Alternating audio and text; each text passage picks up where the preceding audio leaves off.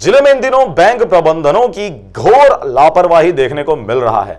आए दिन शहर में स्थित एटीएम में अव्यवस्था देखा जा सकता है, लेकिन बैंक प्रबंधन किसी अनहोनी का इंतजार करते बेसुध सोई हुई है। मुंगेली में एक ऐसा भी एटीएम है जहां मवेशी भी पैसा निकलवाने को आते हैं।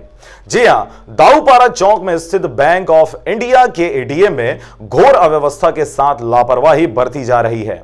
यहां सुरक्षा की दृष्टि से ना तो कोई सुरक्षा गार्ड है और ना ही एसी लगाई गई है। आलम यह है कि मवेशियों ने भी यहां अपना बसेरा बना लिया है, लेकिन बैंक प्रबंधन लोगों के साथ किसी अनहोनी घटना होने का इंतजार करते गहरी नींद में सोई हुई है।